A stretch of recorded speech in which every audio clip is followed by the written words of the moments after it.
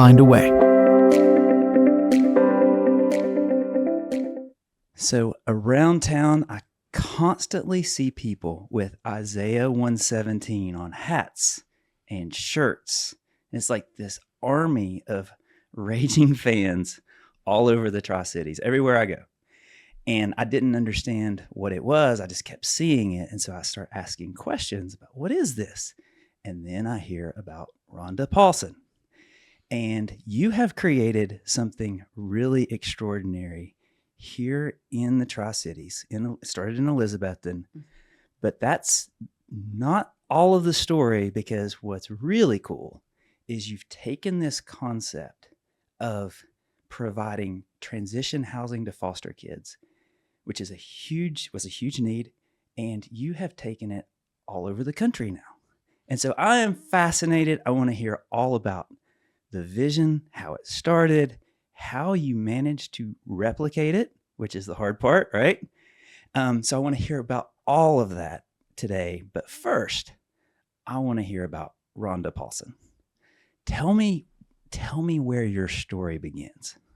My story. Yeah. My story started in Bristol, Tennessee. Yeah. So my mom and dad, Ron and Marie Vaught. Actually, I passed the little apartment they lived in when they first got married. I thought, I'm going to stop and take my picture. I mean, it's literally, we could walk there right now. Yeah. It's across the street from here. That's where when they first got married, that's where they lived. I'm going to take a picture when I leave. But Ron and Marie had Rhonda Marie, very creative. I'm like, come on. Yeah. Married for, they got married in, oh my word. I mean, they're over 50 years now. They've been married. They've been dating since my mom was in 7th grade. Me and my brother grew up in Bristol. Actually went to Sullivan East County School. Tennessee High beat us at everything and made fun of us. I don't even understand why. What? You were going to beat us anyway, and you made fun of us. What? I went to Central. Had same experience.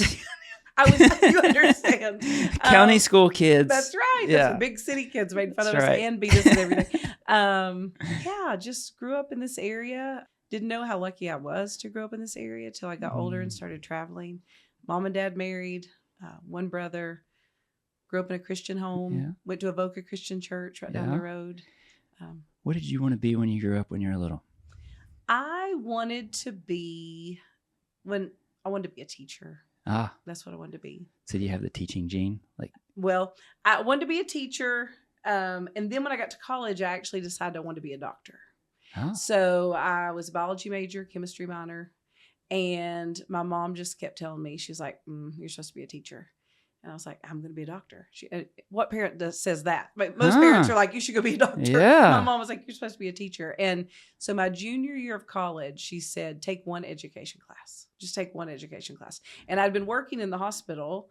And so my junior year, I took one education class. And the way I felt when I walked in a school building versus the way I felt when I walked in a hospital was night and day.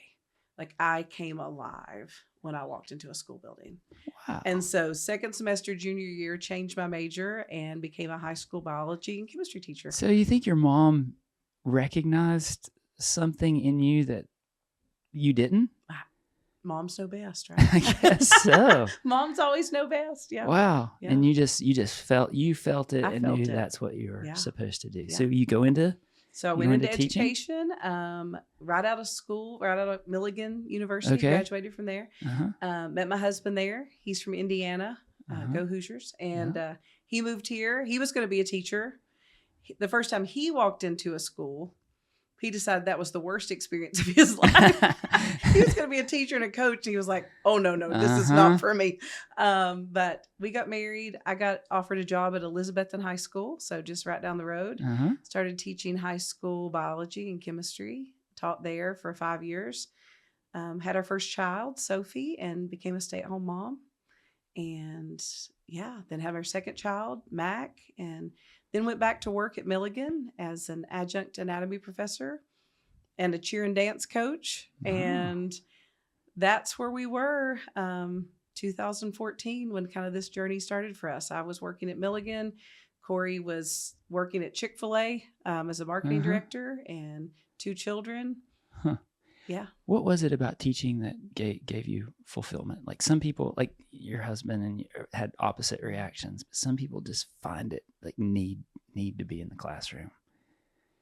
I don't know. And specifically high schoolers. Yeah. Oh, so you were drawn specifically to high school kids. And most people run from high schoolers, Mm-hmm. specifically high schoolers. I don't know. I could just see it immediately. When you stepped into a classroom and they knew that you cared about them, mm-hmm. they were drawn to that. Mm. Like they knew, they can sense it, like a dog can smell fear. Mm-hmm. Like when a teacher steps in a room and they know that teacher cares about them, they are drawn to that and they light up and they react to that. Mm. And so many kids are not getting that at home. Mm. And so they're desperate for it. And so the reaction that you see in the classroom is negative, negative, negative, until they feel that that teacher truly cares for them. Mm. And then they start to react in a positive way. That was my experience. And so that I would just thrive on that. I thought if I show up and I care for these kids, I could just see them lighting up. I could see them reacting in a positive way. And I wanted more of that. I wanted to help them, you know. I've had few leaders in the school system come on recently. Most recently, Kim Kirk, who's the principal at Tennessee High. Mm-hmm. We just a couple of weeks ago, we talked about this, and she was like, being present makes the difference. You know, it's not so much what you teach, it's being present with the kids makes a difference. And then in my own coaching experience, one of the things that's always been true, especially with high school, I think especially with high school kids, is they know if you genuinely care about them or not.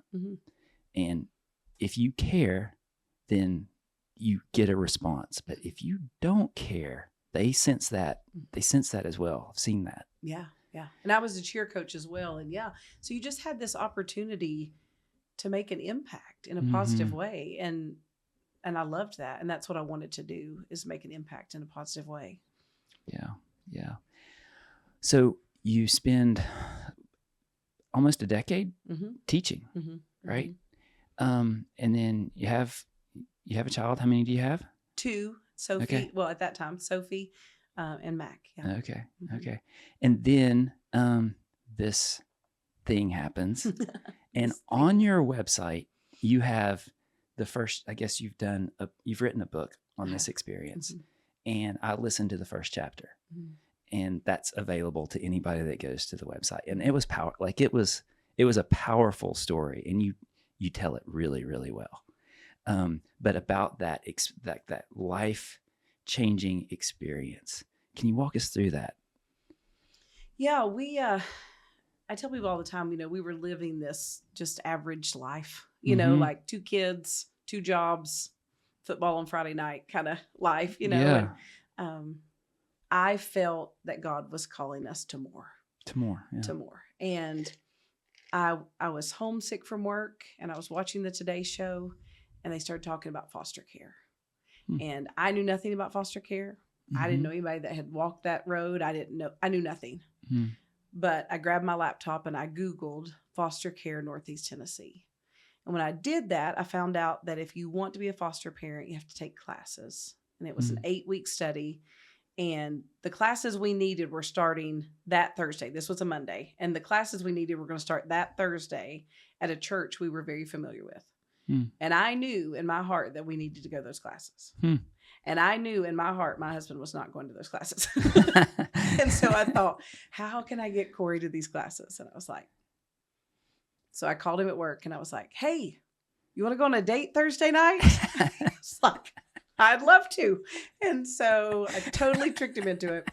We went out to eat to That is a pro tip, by the way. It's a pro tip. If you want your man to do something, just say, let's go on a date. And so we went out to eat to Bonefish in Johnson City. Okay. And when we got done, I said, you want to drive out to Crossroads Christian Church and Gray? He was like, sure.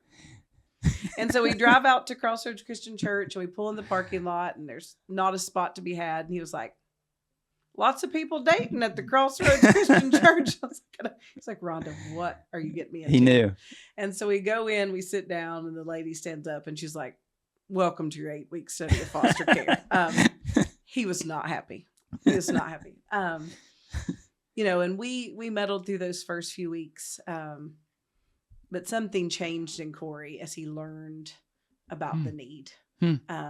He did not want to do this. Yeah. Those first few weeks, he was so frustrated. He was like, Rhonda, I don't want to do this. you know me. I like simple and safe and predictable. I like order. I don't want chaos. And I don't know if you've noticed, but everything we learned about foster care sounds chaotic and unpredictable. Inviting chaos into your home. Chaos. We have at that point, we had two super obedient children, like just naturally. We're not taking credit. That's just who they are. I mean, no credit here. Just it's just who they. I mean, they just do what they're told. I mean, it's like we can't mess this up. We got a good thing going, and just so scared. But it was about week 3 of that study. He just said, God has broken my heart for the kids of our community. He's like, we can't say no. Like, we have a home with space. We have a heart that could love, and there are children with nothing. There are children with no place to go, and I'm going to say no because it feels uncomfortable. Like, what do people that aren't familiar with that, like, what would surprise us? Oh, they're just kids. That's the biggest surprise. Like, in your mind, you work up like, so scary and so intimidating, and how would I ever deal? If you've been a parent, it's just a child. Yeah. Just a child in a tough place, but If you are a parent, picture for a moment. I mean, this happens. Picture for a moment that you pass away and your child has nowhere to go. Yeah. Wow. Wouldn't you want somebody to say they can come to my house? I mean, that's what we're talking about. Wow. Yeah. You're just a child. So we're going through these classes. Corey's finally on board by week 3. The Lord has worn him down. I have worn him down. And so we keep going. But week 7 was that pivotal moment that I think you speak of. Week 7 was that moment that they took us on a field trip to the Department of Children's Services. And they took us to Johnson City, Washington County Department of Children's Services, and we were sitting in a conference room, and they're teaching us more about, removal day and how this works. And the gentleman stood up and he said, when a child is removed from their home due to safety reasons, they are brought here. And we're sitting in this office, and it's kind of dingy.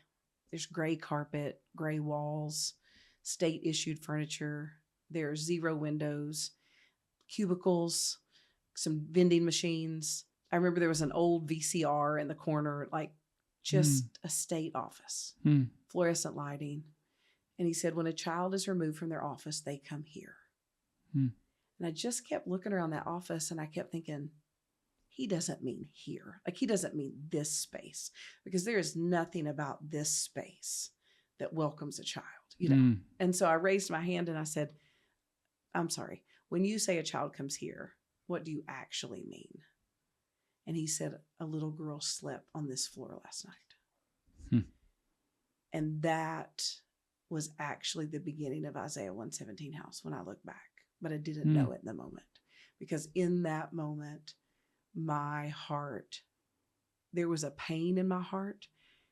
My shoulders got heavy. They went toward the table. I couldn't pick my head up. I couldn't stop crying. And I just kept seeing this little girl. She was 6, 7 years old. She had just lost the only mama she'd ever known. Everything she had was in a black trash bag.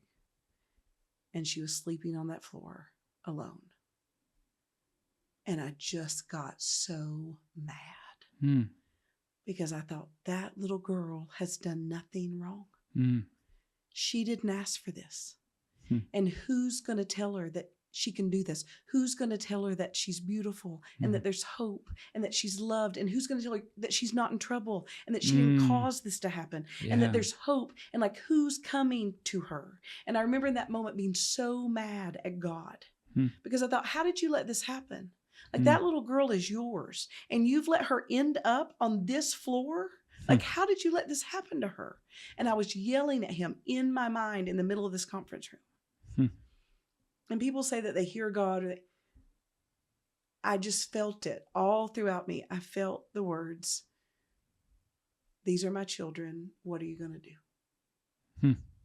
And I thought, what am I going to do? Yeah. I'm a cheer and dance coach. I was kind of, when I was ranting, I kind of thought you, Lord of all, would like fix this. I mean, like, and I walked away that night and I thought, well, I'm not going to do anything. Like, this is too big. Like, it was enough just to get my husband here. Like, I'm going to try to bring a kid into my house, but I mean, no, you know? And to put it in perspective, you're in Elizabethton, Tennessee, which is a very, very small place. Yeah. For something big to happen. Yeah. Right. I mean, we're talking about a broken foster care system. Like, what am I going to do about a broken foster care system? You know, like, yeah. But this is the purpose of this podcast, because you look around and you see such big things happening from such an unlikely place like a Bristol or Elizabethton. Mm-hmm. It's so cool to see that happen. You mentioned removal day, and you said that matter-of-factly. I want to know more about removal day, and I'm imagining the worst day of a kid's life. Yeah. So a lot of them have been through in abusive situations, I imagine. Is removal day the worst day of their life? Like, is that worse than what they've been through? It actually is, and people always say outside of this world, which was me until 2014, we can't wrap our minds around that. Like I always say, before I jumped into this world, if you told me a child was removed, I would have told you that was something to be celebrated. I'd have been like, well, great. I mean, they're going to be safe now. They're going to be at school every day next week. They're going to get a bath and a meal. Yay. You know, like, but when you get on the inside and you start seeing removal day through the eyes of a child, you realize there is nothing to celebrate. To that child, if you look at it just through the eyes of that child, they are losing their mama and they love mama. They will always love mama. They do not care what mama has said or done. That is mama. They lose their home. They don't know how other people live. That's home. That's their room. They don't know what other people's room looks like. They lose their pets. Because large sibling groups are hard to place, they're probably going to lose their brothers and sisters. They lose all their possessions except what can be gathered very quickly and thrown in a black trash bag, and oftentimes nothing is brought with them. And if you can imagine, and this is a very common scenario, a child gets up and goes to school. It's decided throughout the school day that, yes, it's officially time we have to remove this child, because they work with the family for a long time trying to keep that child, because it is so traumatic to remove that child. They do everything they can to keep that child in the home. That is the last. It's that the is the last resort. Yeah. But it is decided during that school day that child has to be removed. At the end of that school day, instead of getting on the bus, the child is brought into the principal's office, which I always say, where do you go when you're in trouble? Yeah. And they are approached by their principal and their school counselor and a caseworker and told they will not be able to go home. And they don't know when they'll get to see their mom again. And that's how it happens. Wow. And they're always blindsided by that. Yeah. They don't see that. Yeah. They don't see that coming. Yeah. Or there's a horrible traumatic event at 2 a.m. There's abuse. There's drugs. There's police. The child is brought out in the middle of the chaos and put in the back of a cop car to wait till a caseworker gets there. I mean, removal day is a horrific event and the most traumatic event. And this is what people ask all the time. And we can talk about this or we can't, but people ask all the time, like, how would God allow this to happen? How would God allow that? I don't know, but I do know this. He always shows up because if you think about it, like this horrible, horrible thing is happening, but I'm watching him build homes for children that are going through that very moment. And so what we've learned now is no one forgets removal day. No one, it's the most traumatic event of their life. So no one forgets it. And now I'm watching him build homes so that on that day they never forget. They go to a home where they are lavishly loved and reminded of their worth and reminded that they can do this. You know what I mean? And so now they will also never forget that. You know what I mean? Like I'm watching him show up in the midst of the ugly. We see it every day. We see it all the time. And so I can't answer why there's evil in the world. But I know that my God shows up for those children over and over and over again. I see it. Wow. But removal day is hands down the hardest day that child will walk. And it's got to a certain, it's got to define their lives, and not, they never forget, without that love that comes in and replaces it. Kids that have been through that removal day, odds are that's going to define the rest of their life, or define relationships. It can. And that's really the belief behind Isaiah 117. Mm-hmm. If you are removed from your home and you go to an office and you sit, tile floor, fluorescent lighting, and you wait for 8 hours, 12 hours a day, and you have to bathe off in a drug testing sink, and you are eating out of a vending machine, and you're overhearing conversations where they're saying, no, I understand it's hard. No, I know you can't take them. I'll try again next time. You're hearing rejection, and you are, feeling like your needs won't be met, and you're feeling like a burden, and you feel like you're in trouble, and you feel like you've done something wrong. That sets your life on a certain path. Yeah.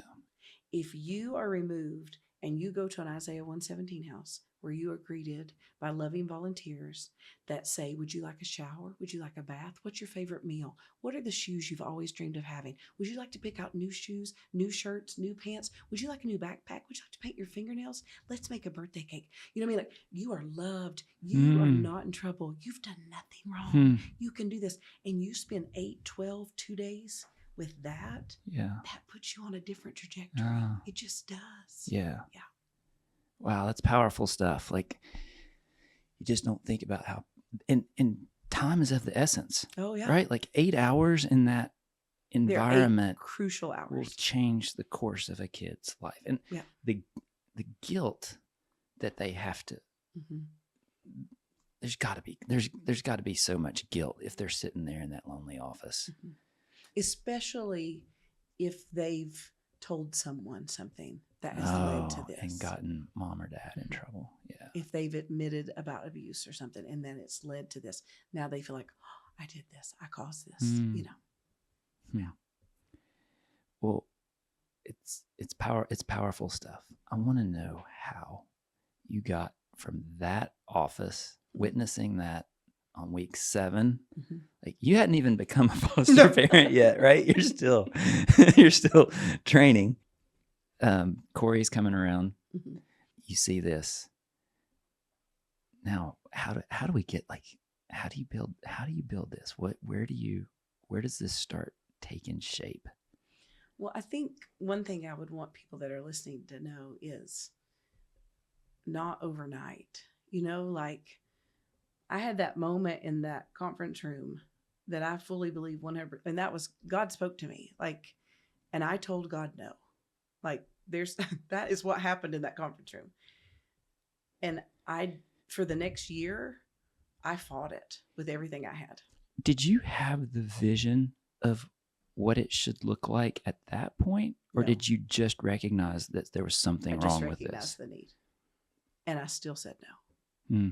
Like, I recognized the need and I ran from it. So that would have been. Well, you had a pretty orderly, good life, right? Yeah. You'd already invited some chaos. Now you're looking at. Yeah. So that would have been November 2014. So I said no for a year. Okay. November of 2015, November 5th of 2015, we got a call at 3:30 in the afternoon that a 9-month-old little boy needed a home. See, we still hadn't said yes to our first foster placement. We finished week 8, and then I just ran from it. So a year later, we get a call, 3:30 in the afternoon. I'm doing homework with Sophie's 12 at the time. Mac is 9. We're doing homework at the kitchen island. Phone rings. They said there's a 9-month-old little boy that needs a home. And I said, ma'am, I'm going to have to do something very uncharacteristic. And she said, what's that? I said, I'm actually going to ask my husband if this is okay. And she said, well, that's a good idea. I don't really ask Corey permission for much. And so I called Corey at work and I said, tell me you'll love me no matter what. And he said, you wrecked the car. I said, I said, tell me you'll love me no matter what. And he said, what's going on? And I said, we're about to get in the hottest mess we've ever been in. And he said, there's a baby. I said, there's a baby. He said, I'm on my way. And so he came home, and Sophie's all excited because she loves babies. She's always loved babies. She's wanted to be a mama since she was 3. I mean, so she's all excited, nervous energy. Corey is just anxious energy. And we're getting ready to walk out the door. And Mac, who's 9, he turns to me. He said, is it a boy or a girl? And I said, it's a little boy. He said, well, then I don't want it. And like in that moment, I realized he's the only grandson. He's the only nephew. He's the only boy in the whole family. And I'm like, oh, buddy, like we've talked about this, and like we're going to be false. Like we've already said yes. He goes, I don't want it. So now he's like angry energy. I'm mom guilt. Like we're all jazzed up, and we go out to our minivan, which, by the way, I think that's the hardest thing God ever asked me to do. I had to buy a minivan in order to foster. But anyway, I remember that day. We go out to the driveway, and there is a like a flyer under our windshield, like we're at Walmart or something. We're just in the driveway of our home. So I just grab it and I sit down in the car, and we're all jazzed up. And I was like, guys, we can do this. And they're all just looking at me. And I turn it around, and it says motivational penguin. You can do it. And there's just a picture of a penguin. That is what was under our windshield when we were leaving to go get our first foster place. Just a random penguin. Motivational penguin. It's on our fridge to this day. Because God's funny. So we go down to pick up this little 9-month-old boy. Mac will not get out of the car. He refuses to get out of the car. He's like, I don't want him. He won't get out of the car. Corey and me and Sophie hop out and open the door, and there's this chubby, fair-skinned, fiery redhead 9-month-old little boy, and he's grinning ear to ear, and he reaches for me, and his outfit's, this is me experiencing removal day now. But now I'm experiencing it as a foster parent. I'm picking him up from the office. So he's been in the office, and his outfit's way too small. And so I asked him. Is he in a carrier? No, he's just on a hip. And they hand him to me, and I said, why is his outfit so small? Why I'm thinking that, I don't know. And they said, well, the outfit he was wearing was so filthy, we had to throw it away. And we had to bathe him in our drug testing sink. But when you get him home, he desperately needs a bath. And then they handed me his only possession in the world. And it was a diaper bag. And they said, when you get home, do not take that in your house for the next 12 to 24 hours. So the roaches will crawl out. What? And so now I realize it's true. Like, not only do they go to an office, they go to an office with nothing. They go to an office filthy. They go to an office with a roach-infested diaper bag. And then I realized I don't have a car seat. I have a 9-month-old on my hip, and I don't have a car seat. And so they were like, well, here, take this one. You can borrow it from the department, bring it back. It's nasty, you know. So here's this little boy. He's lost his family. He's been bathed in a drug testing sink. He has a roach-infested diaper bag, a nasty borrowed car seat. He's never met us. And I could not be more heartbroken for him. Like, this is foster care in the United States of America. Wow. And so he smiles, huge. He's literally reaching for me, and his name is Isaiah. And so we take Isaiah home, and I tell people all the time, we've not had a baby in our house in 9 years at this point. Mac is 9. My husband had a procedure so that we would never have a baby in a house ever again. Yeah. So we'd got rid of all our baby stuff. You know, we were not. And so that whole weekend, it was a Thursday, that whole weekend, all of our family friends, all of our church friends, my small group just kept showing up. When we got home, there were people in our guest room putting up a crib. People showed up with a baby monitor. People showed up with a high chair. People showed up with one person showed up with $500, said, go buy him whatever he needs. People showed up with a car seat. People showed up with a stroller. I mean, like, a baby needs everything. We had nothing. We had everything. And they just kept showing up and showing up. I remember Saturday morning, Mac had a soccer tournament in Kingsport, and we want to keep everything normal. You know, don't want Mac to feel slighted. And I realized he had we didn't have a stroller, no socks and no stroller. So we got up at 7 a.m., went to Walmart and bought the kids socks and a stroller and drove to a soccer tournament in Kingsport. You know what I mean? Like, and it hit me like, how do people say yes? Yeah. Like, how do you say yes? Like, we need foster parents. Right. But how do you say yes? Without resources and a support system and a village. Yeah, man. And Jerry Caldwell, Bristol people, he said the same thing. You know, when they first fostered, he said he was at Target. Belton calls and says, we need all this stuff. He was like, thankfully, I was capable. But who was capable of just buying everything a baby needs right then and there, you know? And so then my wheels are turning. So like I've seen removal day, but now I'm seeing it from the foster parent side. Like you desperately need foster parents, but you're not helping them. They don't have any resources, but you want them to say yes, you know? And so my wheels are turning there. I'm starting to think about that. And then we've got this little boy, beautiful little boy named Isaiah. And things would get tense and stressful. How aware was he? It's been a while since I've had a 9-month-old. Like, how aware was he of the people around him and at that age? I don't know if you've ever heard of the book "The Body Keeps the Score." There's so much research out there now about trauma and how our body just takes that in, whether we can acknowledge it or not. The brain takes that in. When we first got Isaiah, we would have told you he was the happiest baby ever. I would say things like he would go to the mailman, like he would go to whoever and just smile. We now know that was like a defense mechanism because he had been passed around and he knew if he was happy, you know, because as he got more comfortable with us, he stopped going to everybody. Do you see what I mean? Like he wanted to just be with us because he had a place. And now, I don't want to tell too much about his story, but there are still effects of the trauma that he endured just the first 9 months of his life that we're working through, because your body knows what you went through, even if your brain doesn't know how to process it. You know, even if your brain can't bring it to memory, your body knows what it went through. It's wild what the brain does. But we would get stressed. And so I suggested we read through the book of Isaiah because I thought that would be fitting because we had this little boy named Isaiah. And that's when we stumbled across Isaiah 117, which I'm sure we had read before. But now when we read Isaiah 117, which this is the Rhonda Paulson paraphrase, but it says, do good, seek justice, take care of the widow, take care of the orphan. I tell people it just felt different when you're literally holding a 9-month-old that you've never met, who is now totally reliant on you for everything. And the context of that verse, I love. And I tell people all the time, don't grab a verse and like stick it on a coffee mug because it's cute, a hashtag or whatever. Isaiah 117, if you look at that whole verse, the whole thing, God is speaking to his people. And if you look at what comes before it, he says, you think I want what you're currently doing? Like, you think I want these new moon festivals and these sacrifices? Like, you think I want what you're currently doing?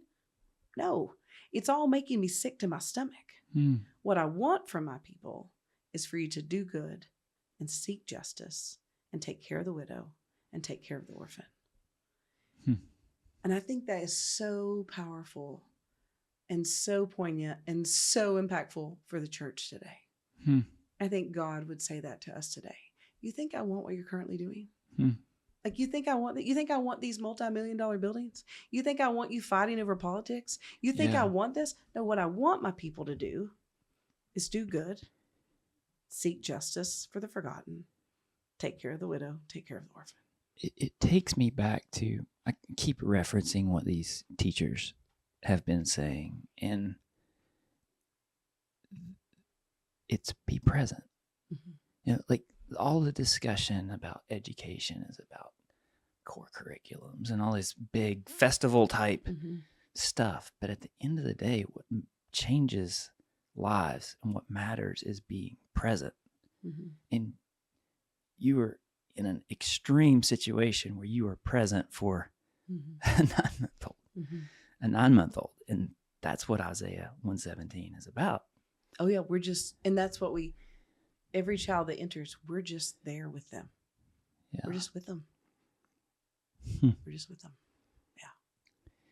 So Isaiah 117 is like coming, but I don't know it because like I got so mad about removal day and the fact that children are going through the hardest day of their life and we're putting them in a conference room in a state office. And then I'm walking through removal day and I see it firsthand that the children of the United States of America come through foster care and they have a roach infested diaper bag or a trash bag or one shoe or nothing at all. And then I'm seeing it from the foster care side. Like we're supposed to take this child in and we have no resources and no way to help. But you want us to say yes. And then I'm thinking, oh my word, like this is our calling. Like as I read Isaiah 117, I'm like, this is who we are. Like this is who God has asked us to be. And so all of this is starting to, come together. And then we start walking that foster care journey. So we start dealing with caseworkers and DCS, the Department of Children's Services. Does that start right away? Yeah. Visitations with mom and dad and child and family team meetings and CASA and judges and child advocates. And it becomes so clear to me so quickly that caseworkers are overworked and underpaid and not supported. And it was just unbelievable to me that they were being asked to do what they were being asked to do with such little support. And so that's what started swirling. Like that's, you said, were you seeing the vision already? It was just like, how could we help Removal Day? How could we help those foster parents? How could we help these caseworkers? Like this is kind of what was coming. Were you thinking that at the time, or were you just overwhelmed with the 9-year-old baby that had been placed in your arms? Were your wheels already? They were already turning. They were already turning. I just couldn't believe. This is what I kept saying. Yeah. Is this really the plan? Like, that's what I kept saying. This is the plan. Like that's what I kept saying back then. Like when I would see a removal, because once you become a foster parent, you start hearing about other foster parents. And there was a good friend of mine, Julie. She lives like 0.2 seconds from here. And she was fostering at the same time. We went through classes together. That's how we met. And so we would swap stories. And like she went to the hospital and picked a little boy up newborn. Didn't have a thing. Not a blanket, not a car seat, nothing in the world, and drug exposed. And I mean, it's just like, and so we're like, this is the plan. Like this is a plan. And then we'd hear about a caseworker and a horrible, that's the plan. And that was our phrase all the time. That's the plan. And every time we would get off the phone, we would say, our husbands aren't going to let us bring them all home, but we got to do something. We got to do something. That was all we got to do something. Like, this can't really be the plan. That's what we said from 2015 till 2017. This cannot honestly be the plan. Like that's what we would say. Who's we? Me and Julie. Okay. On the phone every week. This cannot seriously be the wow. plan. This cannot seriously be. So now the wheels are really starting to turn. Yeah. And so there was there a moment where you realized that the system was not going to solve this problem? Oh, and yeah. You were gonna, if it was going to be solved. I don't think yes, I didn't realize the system was not going to. Gave up on that pretty quickly. But I mean, I don't know. It just makes so much sense. I mean, I do believe in my heart that this was the calling of God's people. And somewhere along the way, we gave it to the state. I don't blame the state. This was never the state's calling. This isn't the government's job. This is the church's job. We handed it over to the state. Why are we fussing about the way the state does it? Do you know how many churches we have that aren't doing their job? Stop fussing about the state. Wow. We are not so broken that we cannot be fixed. We have more churches than we do children in foster care. We are not so broken that we cannot be fixed. So if the churches will stop fussing about the state and do their job, we will not have a problem. I'm not mad at the state. Wow. I'm not mad at the state. Yeah. So in late 2016, I went to my boss at Milligan University. And you're working full time at this time? Oh, wait, there's more. I forgot this part. Wait, you're working full time when you... I'm working and, okay, yes, this is true. So late 2016, I have 3 kids. I'm working full time. I went to my boss and asked to go part time. Yeah. And I told God, I said, I do not know what's happening, but I'm going to make space. I'm just going to make some space. And in January of 17, which is 117, I think that's so funny. I got on my knees in my bedroom and I said, God, I do not know what you want me to do, but I will do it. And honestly, it's like he just took off. Julie and I met for coffee in January of 2017 in Elizabethton, and we Googled how to start a nonprofit. And I tell people all the time that if you want God to have the glory, you put someone totally ill-equipped in charge. And that's how I got my job. I had no clue what I was doing. On that same day, we bought a domain. I had no idea who GoDaddy was. I still don't understand exactly how that works, but I gave them a credit card and I bought a name. We bought Isaiah117house.com. January of 2017, we started asking people to be on a board. And I met with the Department of Children's Services in Carter County. I met with a lady named Pam Har. She had been with the department for 36 years. And I always get choked up when I think about her because she should have been jaded. She should have been bitter. She should have seen too many things come and go. 36 years with the department. When I went in her office, she should have told me no. Wow. But I told her this dream of what if there was a home that could reduce trauma for children, lighten the load for caseworkers, and make that transition for future foster placement easier. And we cried, and she looked at me and said, let's try. And if Pam Har had said no, I don't know if we'd be here today. Yeah. And so she started working with Nashville on her end. She started talking about, would it have to be licensed and what would it look like? And I started talking to the people of Elizabethton, and that's when it really started. It's January of 2017. Pam Har said, let's try. Wow. It's those, I talk to people who've done these big things, and there's little moments, right? There's little moments that like allow it to go forward, allow the stream to go forward, or it dies. And that's a big moment. And right, like somebody that's been doing this in the dirt and for 37 years to say, let's try, rather than tell you all the reasons it can't happen. Yeah. Wow. Powerful stuff. So you try. We try. And so I start talking to everybody in Elizabethton. They'll listen about Removal Day. Nobody knows what Removal Day is. And at that point, I was not on social media. I'd never been on the Facebook. I didn't understand why people got on the Facebook. I always said when I got on Facebook, I learned I wasn't living my best life, and that my kids weren't as pretty as I thought they were, and my marriage wasn't as happy, and I didn't travel as much as I thought I did.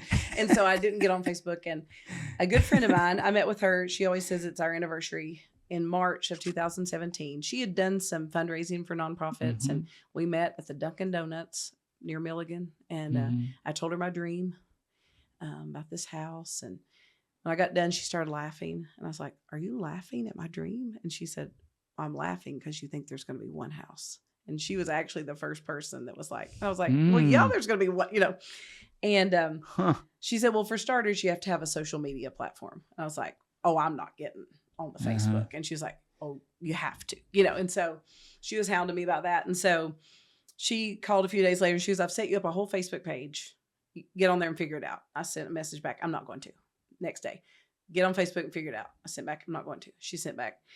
The local news, 25,000 people have watched the video I posted of you and your husband, and the local news would like to interview you. You should figure out the Facebook. And I was like, I probably should. And so all of a sudden, the radio, newspaper, news stations, they all wanted to interview me about what if there was a home. This is just an idea. This is just an idea. There is no home. It's just an idea. All of a sudden, they want to interview me. So I'm talking to all these news outlets about what if there's a home. I remember Preston Ayers came to my living room. And one of the questions he asked is, how will the neighbors feel about the home? And I was like, can you edit this? And he was like, yeah. I go, there isn't a home. I don't know what the neighbors will think. He's like, good point. He was like, scratch. There was no home. There was just this idea of what if there, it was so premature. And so that starts this social media thing going on. And then in June, I think it was June of 2017, I asked a friend of mine, these t-shirts you were talking about. I said, can you make me 12 t-shirts? We had 10 board members and me and Corey. I need 12 shirts. I want them to say, love, you're not alone on the front, because that's our motto. I want the child to know they're not alone. I want the caseworker to know they're not alone. And I want that future placement to know they're not alone. Because that's what I had seen, this pattern of just loneliness. Like that child felt so alone in that office. That caseworker feels so alone in this fighting for this child. And I felt so alone as a foster parent. It was a lonely day. You know, even in normal life, for highly functioning people, you have bad things happen. When you're alone, like, it's tough, right? Like, just not being alone in those moments.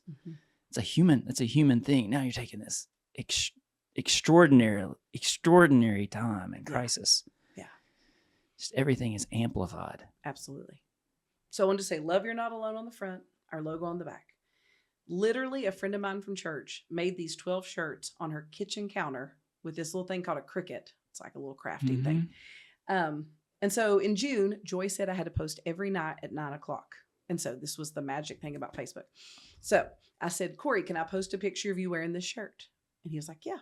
And I said, do you think people will think we're selling them? And he said, no. We posted this shirt. And within 30 minutes, we had 100 orders. And so Joy reaches out and she goes, tell me you're not selling t-shirts out of the back of your van. And I was like, oh, I can one up you. There are no t-shirts. And she was like, what? She's like, oh my gosh, hold on. The way we started selling t-shirts initially, she set up a GoFundMe page. People would donate $20. I would wrap up a t-shirt in a Walmart bag and take it to their front porch. That's how we started selling these t-shirts initially. We have now sold over $1 million worth of t-shirts that we weren't selling. It's insane. And it's exactly what you were saying. Like, I thought, why is this t-shirt taking off? And I don't think it's Isaiah 117. I think it's the message. I am amazed. I mean, we've had people, this t-shirt has shown up in Paris. This t-shirt is everywhere. People are drawn to that message and they want to say, what, love, you're not alone. What is that? And I think it's because, me personally, it's the message of the gospel. God never intended for us to be alone. And none of us want to be alone. It is a message deep within us. And I think people are drawn to that message. You're not alone. You're not alone. I think all of us want to know that we're not alone. And I think that's why this t-shirt keeps selling. I mean, we think we're closer to 2 million now. And this t-shirt just keeps selling. It's bigger, insane. It's bigger than Isaiah 117. It's a human. And in 2024, people are so lonely. Oh, yeah. So lonely. Yeah. So I'm talking to anybody to listen. I'm on the social media. We're selling these t-shirts. And then kiddos in Elizabethton started holding lemonade stands, totally organically, because they heard there were kids that needed a home. Lemonade stands started popping up all over Elizabethton. Children raised $7,000 that summer to try to buy a home for kids in Elizabethton. It was unbelievable. And so now, every year, every summer, we have something called Lemonade Stand Challenge, where the whole organization holds as many lemonade stands as possible. And this year it raised $500,000 in lemonade. It's just stupid funny at this point. It's just stupid funny, but yeah. So we were raising money for that first home. We wanted to pay cash. We paid cash for that first home. And then we found out it needed a lot of work. We didn't have any more money. We used all our money to pay cash for this home. It needed a lot of work. I called in a contractor friend of mine. I was like, hey, do you think you could take out every load-bearing wall on the first floor? Because the state asked for it to be open concept. You take out every load-bearing wall on the first floor of this home built in 1940 with foundational issues and fix the foundational issues for free. And he was like, what? He was like, let me see what I can do. And we got called in a week later to Mitch Cox Companies in Johnson City. And we were told if we gutted that home to the studs in the next 5 days, they would rebuild it for free. And they rebuilt that entire home for free. $90,000 worth of work to the home. Never charged us a dime. Wow. Cannon's Fine Home Furnishings, downtown Elizabethton. They did every piece of furniture in that house, totally for free. The local firefighters did the little boys' room as their Christmas project. And on the day of the reveal of the little boys' room, they handed me a plaque. It had their emblem in the middle, and it had a verse from Isaiah. And it said, they will walk through the fire, but they will not be burned. And when I tell you, every part of Elizabethton rallied. I cannot overstate that. The car show gave us money. The Chick-fil-A did a fundraiser. The football team got behind us. The nursing home held a bake sale. Children are holding lemonade stands. The Rotary Club, the Kiwanians, the teacher, everybody rallied. And it was the most beautiful picture of the true church I had seen in my lifetime. Everybody just came and gave of what they had. And in less than a year, we had this beautiful home that was fully stocked. Every cabinet was full. Every closet was full. We were debt-free. We had a fully funded first year's budget in the bank. We had 40 trained state-certified volunteers. And we were ready to serve the children of Carter County. And this is when? What year? We were ready to open in June of 2018. So we started talking about it in January of 17, and we opened our doors in summer of 18. Wow. It was wild. I want to go back just a little bit. Sure. Like that, 15 months, 14 months, something like that, that happens. My hope is that I've just spent time with extraordinary people like yourself that have done these big things. And I think women in particular minimize their role and like what their contribution to it was. And I think you might do that because people that do big things they bring people together, like the relationships. They pull a community together, right? But your role in that is significant. And my hope with this podcast is that people also have their own big dreams, big problems that they want to solve, and they're asking like, how can I make that? How can I replicate this? And so I really want to go back and about you personally. What did you do on day one in January of 2017? Like, what did you do to put these wheels in motion? Lemonade stands don't just pop up, right? People don't just do all this stuff. Tell me what did you do behind the scenes that somebody else can learn from? I got on my knees and I said, I don't know what you want me to do, but I will do it. Wow. And lemonade stands popped up. Huh. And Cannon's Fine Home Furnishings showed up with a legal pad in hand and started walking around the house. And I thought, what are they doing? What are they doing? And then they said, okay, I think we've got everything we need. And I was like, for what? They said, we're going to order all the furniture for the house. And the firefighters showed up and said, we're going to demo this house in 5 days because we heard that you needed it. Because I told somebody in passing who told somebody who told a firefighter, like, I'm not kidding you when I tell you I can't minimize my role enough. Wow. It happened. Now, the only thing I will say I did do, and if anybody's listening, because I want them to hear this loud and clear, there's nothing special about me. But what I did do, and what I can't emphasize enough, I never got paralyzed by what was in front of me. And I refused to this day. In that conference room that day, I did. I thought, it's a broken foster care system. It's too big. Nothing is too big for my God. And so I will not get paralyzed. And so I put one foot in front of the other. Today, I'm going to Google how to start a nonprofit. I'm going to buy a name.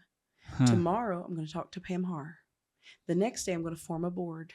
It's just one foot in front of the other.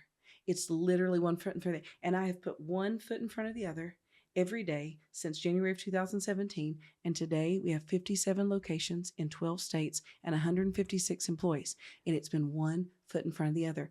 And I will continue to do that. And I will not be afraid. And I will not back down. And I will not be paralyzed by how big the task is. And that's what happens to people. They get so afraid of how big it is. I could never. How could I ever? It's too big. It's too big. And so then they just cower away.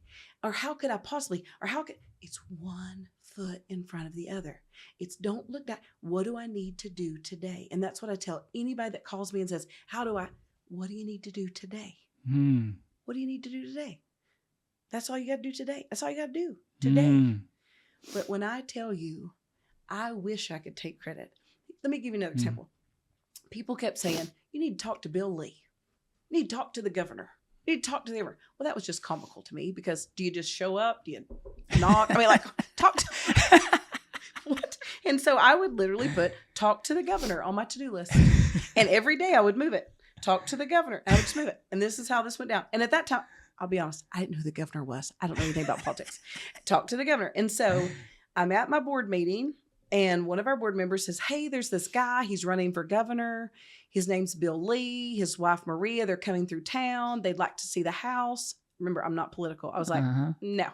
I've been putting talk to the governor, but he's running for governor, so that doesn't count. I was like, no.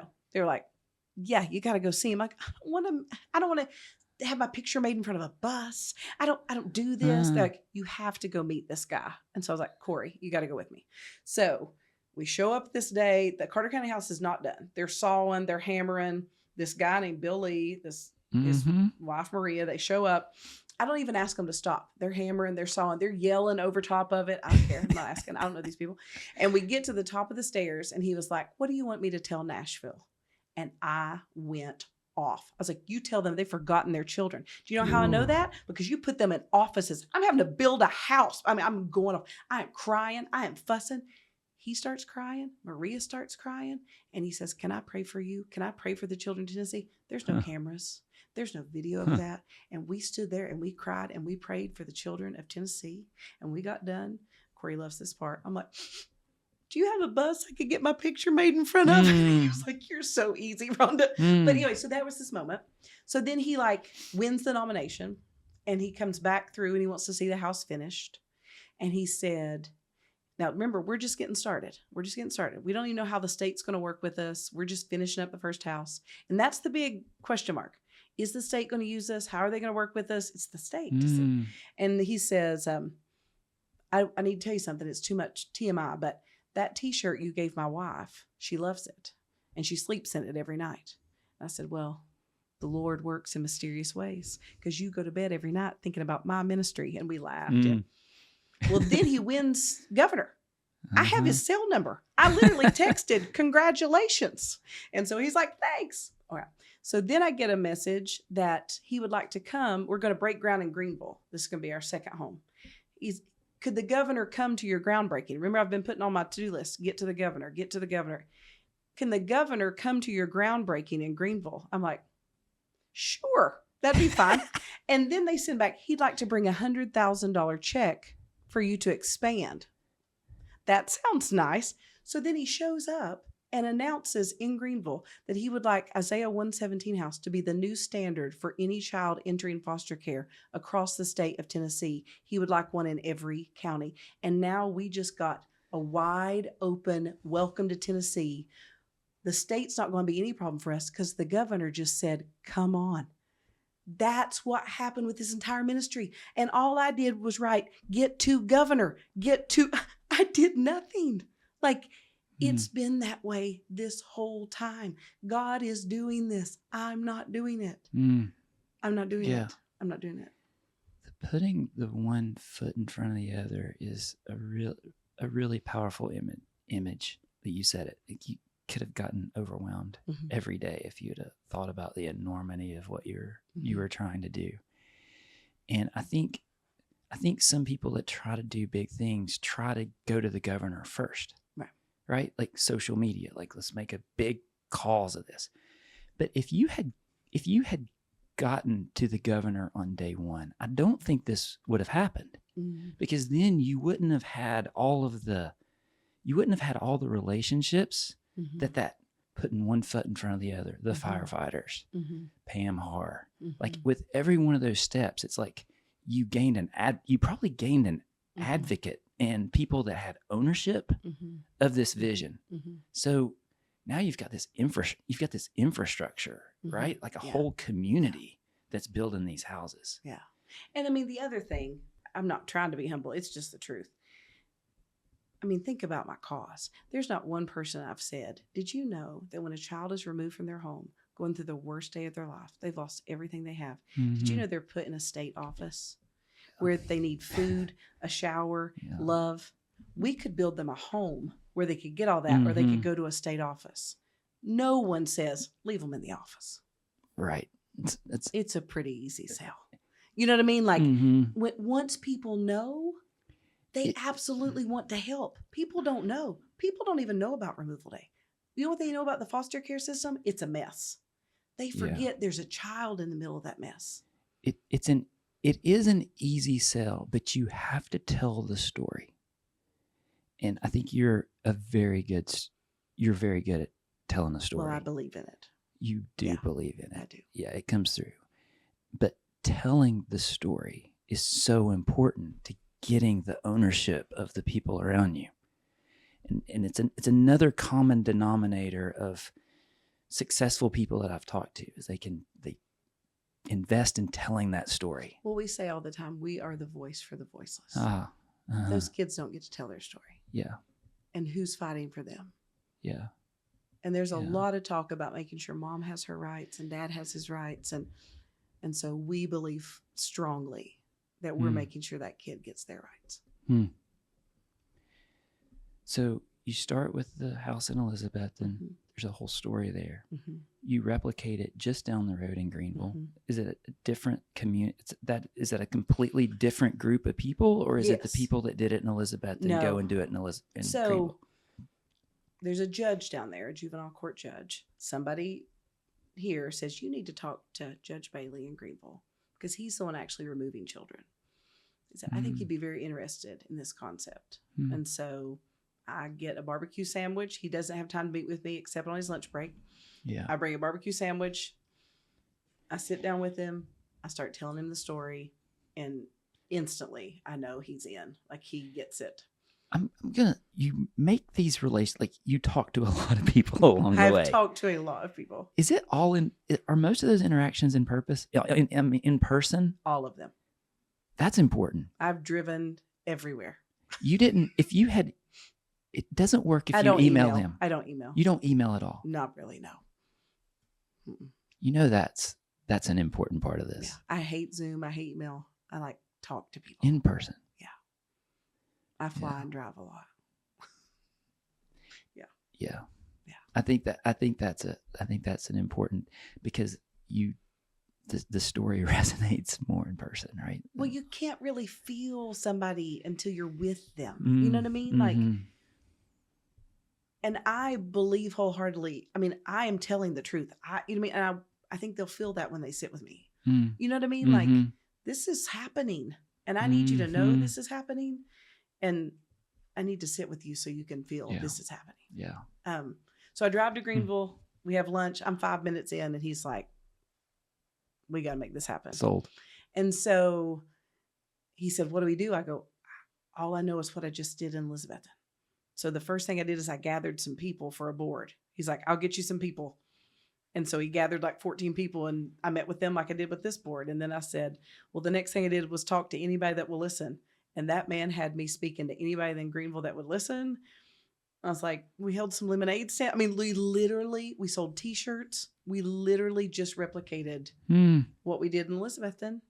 And they had a lady donate land because we had someone, we bought a house here, and we had 3 competing contractors come together. That was one of the coolest things. They invited me down there. There were 3 competing contractors, and they had house plans out. And they literally were sitting there, and they'd written down everything it would need to build this house. And one contractor would be like, well, I've got a drywall guy. I'll take care of that one. The other contractor, I got windows. They built this house that should have cost, well, nowadays it costs $400,000. At that point, it probably would have cost $250,000. They built that house for $37,500 in 100 days. It was unbelievable. Wow. And it was the same thing. Everybody just gave of what they had. Wow. It was unbelievable. And once again, we opened debt-free, fully funded first year's budget in the bank, trained volunteers. And so that became our model. We will not open our doors unless we are debt-free with a fully funded first year's budget in the bank. And we have opened now 26 homes. And then how is it funded? How are they funded after that year one? Each home raises their own support each year. But most of our homes open their doors with 1 to 2 years budget already. So you're always fundraising. You always have a cushion. So are you fully funded by churches, private foundations, and individuals? So no government subsidies. We do not take state money. The only exception is we have tried a pilot program with the state of Tennessee. We're in the middle of it right now, so I can't really tell you how it's going yet because we're in the middle. But they gave us $1.5 million to build more houses faster in West Tennessee because they need more of them. So we're trying that out. But other than that, we have not accepted state money, no. Wow, that's fantastic. Because we don't believe it's the state's, it's not the state's job. I love that. Yeah. Yeah. So, Elizabethan, you replicate it down the street in Greenville, and I'm a franchisor, and we've got 50 locations. And I remember growing, like we did our thing here, and then we added one close by. It's difficult, but you don't realize how difficult things are until you do something. Amen. Outside where you are physically at. Amen. Right? Like it's a whole different thing to grow beyond like your physical reach. So when did that happen? So we have Carter County, Elizabethton. Then we have Greene County, Greenville.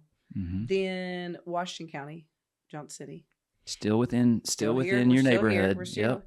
And then Evansville, Indiana calls. And I'm like, what? This lady calls and she says her caseworker, the caseworker's mom lives in Limestone, Tennessee. Saw about us like in a newspaper, cut out the article, mailed it to her caseworker daughter and said, I think this could help you with your job. The caseworker goes to this foster mom and says, can you make this happen? And so the foster mom contacts me and says, I think I need an Isaiah 117 house. This lady puts her 7 kids, one of which special needs, in a van on her husband's last 2 days off of the year, drives to East Tennessee to visit the Carter County home and says, will you help me make this happen? So I go to the board and they were like, no. I was like, no, wait a minute. They're like, Rhonda, we do not have the capacity for this. What, Indiana? Like the answer's no. And I can be persuasive. I can tell. And I was like, we can't say no. There's kids. And so, but it was a leap. It was a leap. Yeah, I mean, it was 7 hours away. And it was just me. There was one employee, me, and it was a stretch. But yeah, that's how we got to Indiana. And so then... So did you teach? Did you teach your contact there to replicate it, or same thing? And I would go. I would go periodically. But yes, I was teaching her the same things. Have a kickoff event, form a board. I was teaching her the same things. But yeah, it was challenging. And then I was given. This is what really blew it up. You keep saying, "How did we get here?" This is the moment. I was given fake emails, fake websites, fake names. I got this call. We're a small documentary company. We're doing this thing across America. We haven't done a story in Tennessee yet, and we'd like to do a story about foster care. So you fit the bill. Will you talk to our producer? They're going to call you. They want to talk to you and your husband. Okay, any awareness is good awareness. Okay. So then this lady calls me and Corey on a Friday night before a football game. We talk to this lady, Leah. She seems nice. We tell her our story. She's like, oh, the team's going to love you all. We're just a small documentary company. We're doing a story, Tennessee foster care. Okay, good. Any awareness? Good awareness. She calls back. They love you all. A producer's going to stop by in January. Her name's Sarah. Sure enough, this producer stops by, and Sarah, she sits on my couch to tell her the story. She's like, oh, the team's going to love you all. We're just a small documentary company. Okay. They send this form for me to sign. And that was the first time that I was like, this seems weird. Something... My spidey senses were like, so I send it to our lawyer and I'm like, should I sign this? And he was like, it seems fine. But, if they get there and ask for money or if anything feels off, you can say no. Because according to this, you can back out at any time. I was like, okay. So I sign it and I send it off. So the day that this small documentary company is supposed to stop by the Carter County house, I walk in, I'm sitting at the Carter County house. The small documentary company is supposed to come in. All these men come in with a bazillion mics. So once again, I'm like, this doesn't seem small. Like there's boom mics. This guy's dropping one down my shirt. Like I feel like there's a drone outside. I'm like, what is happening? And then Mike Rowe from Dirty Jobs, he walked in the door. He had a Facebook show, which Joy, my friend, likes to tell me, called Returning the Favor. And they showed up and they filmed us for 2 days. And our episode this is another example of how I did not do this. So our episode was supposed to air on March 16th of 2020. We had an entire social media plan. We were going to have watch parties. We had a whole thing. I get a call on March 8th, Sunday, March 8th at 8 p.m. I'm traveling home from somewhere. Sarah, the producer, says, change of plans. Your episode's dropping tomorrow night. So March 9th. So I'm like, Joy, it's dropping tomorrow night. She's like, well, there go all our plans. I'll just start sending it out. So she starts putting out all the word. Our episode airs on March 9th of 2020 and 2 million people watch it. On March 13th of 2020, the world shut down. Yes. By March 16th of 2020, everybody's watching COVID. That episode got 10,000 views of Returning the Favor. After our episode that got 2 million hits, 41 states and 4 countries reached out wanting an Isaiah 117 house. So did they all come to your email box? Yeah. And I had to change my cell number because my cell number was connected to our website. And so I had to change my number. So Jesus and Mike Rowe are the reason that we are in 57 locations. And yeah, so literally we had a map of the United States and we were just coloring in feverishly. Okay, but this is a time where most people would get overwhelmed. Right? Like I did end up in the hospital 4 times in 2020. So let's just say I am human. There was some overwhelm. But did the same thing hold true? It's just one step. We just got to do it one step at a time. Do one at a time. So we spent 2020. There were 4 employees by that time. Okay. But all the plans for everything were right here. There was no book. There was no. Yes. We sit 2020. They would literally sit with laptops and I would just tell them. And they would just, so we're like making expansion guidebooks and how to do with this and how to do it. Yep. And so we were making how we're going to, before Micro, if you wanted to start an Isaiah 117 house, I just invited you to the Carter County house. Yeah. And all of a sudden my husband was like, you cannot invite, have you ever watched Dateline? Mm-hmm. Like you cannot invite everyone to the Carter County house. And so that's when we started saying that next week, we said, if you are interested in starting an Isaiah 117 house, you have to submit a video. And they told how to submit it. Mm-hmm. That was March 16th of 2020. Since March 16th of 2020, we have received at least 1 video a week, every week, since March 16th of 2020, of someone wanting to start an Isaiah 117 house. It's been unbelievable. And I know from franchising that it's all in your head at the start. And the challenge is you've got to get it out of your head into systems that strangers can use. And that is extremely... Yes. People do not realize how difficult it is because you don't know how much is in your head. Yeah.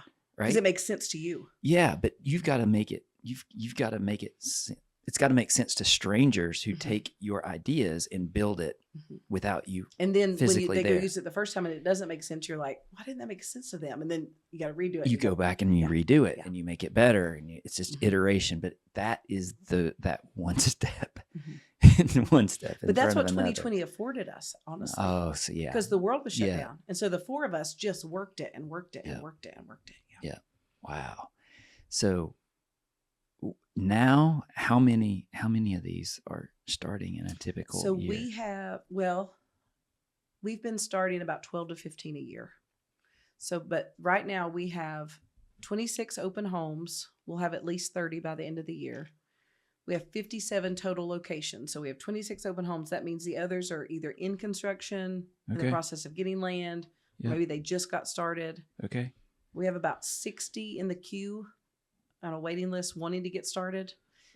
But we've never sought expansion. Like we've never said like, where are we going next? Or these are people coming to us and saying, and so we've just always kept it where we have the capacity. And so we don't have the capacity to start 60 this year. We don't have the capacity, we don't have the manpower to start. Do you choose based on the person, like the partner, like we choose based on the person. Do we feel like they have what it takes to get this going? Because it's a commitment. Because for the first 6 months, they're just a volunteer. Have you found that it's one person that has to take ownership of it, or is it a committee that comes to you, a group, or does it require one, like a person to both. Be a champion? I've seen that person, but I've also seen this strong group. You've seen the group work. I've seen a group work. I've seen a group work really well. Yeah. But I've also seen that one person like But then you also have to take into consideration the demographics of that community and how many children are in custody in that community. You have to look at all that. And then for us, we have to look at, do we already have a presence in that state? Therefore, we already have a state director or a regional coordinator. I mean, those are things we're having to start to look at too. But. Gotcha. Wow. I could spend. There was supposed to be one house and one employee. That's what there's me in Carter County. Yeah. You know, big ideas, and you bring people together behind big ideas. And you better be ready. That's right. You just never know where it'll go. And man, so exciting, and such a tangible difference in the world. Yeah, we've served over 5,000 children at this point. Yeah, and that's not just transactional services. No. That's what I've learned today. Is that is not a transactional urgent care. That is a life transforming 24 hours. Yeah. Wow. Well, Rhonda Paulson, you're doing amazing things. I am loved hearing that story, and I can't wait to see where this goes, and where your little individual steps every day continue to lead. I've learned so much from you. Thank you. Thanks for being here. It was fun. Thank you so much. Find a way.